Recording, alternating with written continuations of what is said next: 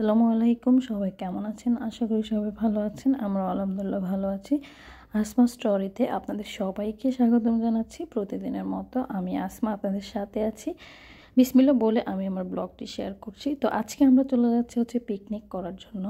অনেক আগেই আমি স্কুলে বা কলেজে, তারপর যে এমনিতে বাংলাদেশে কোনো ফ্যামিলির সাথে পিকনিক করা হয়নি। তবে স্কুল, কলেজ এবং ইউনিভার্সিটিতে অনেকবারই পিকনিক হয়েছে, কিন্তু আমি কখনও যেতে পারিনি। তার কারণ হলো যে আমার ফ্যামিলি একটু কনজারভেটিভ ছিল, যার জন্য পিকনিকগুলোতে মোটামুটি আমাকে যেতে দিত না। কারণ যে ভার্সিটির পিকনিকটা প্রায় 1 উইকের মতো ছিল। তো একটা মেয়েকে 1 উইকের মতো বাইরে যে পিকনিক করতে দিবে না। আর তাছাড়া মুসলিম রীতিনীতি অনুসারেও তো এটা জায়েজ না।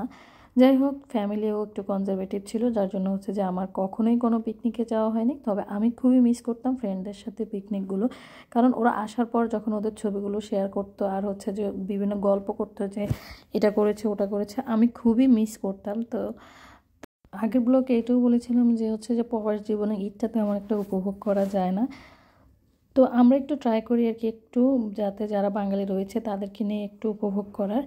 তো এই জন্য আমরা যেহেতু ফ্যামিলি নাই, এখন আশেপাশে যারা রয়েছে তারাই এক প্রকার ফ্যামিলির মতো, ফ্রেন্ড সার্কেল হয়ে গিয়েছে, ফ্যামিলি হয়ে গিয়েছে, যাদের সাথে যে সবসময় ঘোরাফেরা করা হয়। তো এখন আপনাদের ভাইয়া এবং 2-1 জন মিলে বলছিল যে তারা পিকনিক করবে। তো আমরা যে সেই উদ্দেশ্যেই যাওয়া পিকনিকের জন্য। যেহেতু যে পিকনিকের জন্য আমরা যে জায়গাটি সিলেক্ট করেছি মোটামুটি যে আমার পাহাড় এবং গ্রিন খুবই পছন্দ।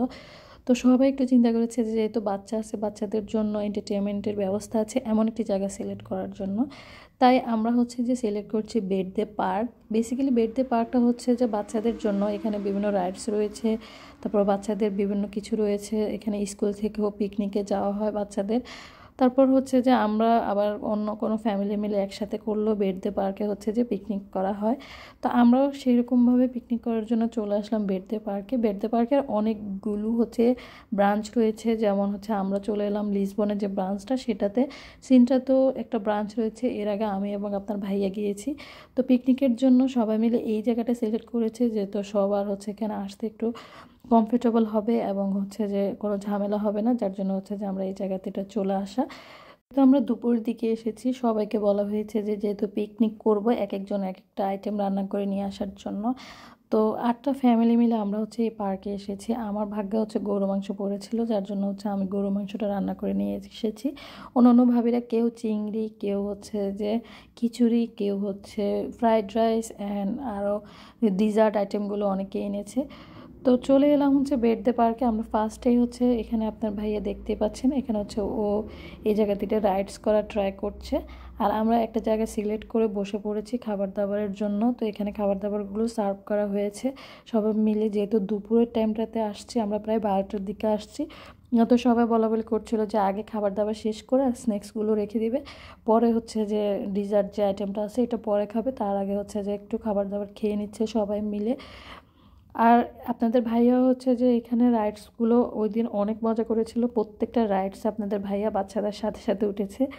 তো সেই জিনিসটা আপনাদের সাথে সামনে শেয়ার করতে যাচ্ছি। শেষ হয়ে গিয়েছে, প্রত্যেকটা খাবার অনেক মজা ছিল। অসংখ্য ধন্যবাদ ভাবিদেরকে, যারা যে এত কষ্ট করে রান্না করে এখানে নিয়ে এসেছেন। আর এখানে যে একটা স্কুল থেকে এসেছে, স্কুলের একটা বাচ্চার বার্থডে। একটা স্কুল থেকে বললাম, এখানে অনেকেই পিকনিক করতে আসে, আমি আগেও বলেছি। কিছু স্কুল থেকে আসে, কলেজ থেকে আসে, ইউনিভার্সিটি থেকে আসে এই জায়গাটিতে।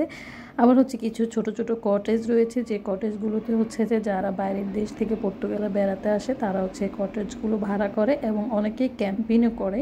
এখানে ক্যাম্পিং করে অনেকে অনেক মজা করে। ঘোরাফেরার জন্য ক্যাম্পিং করে এখানে থাকে।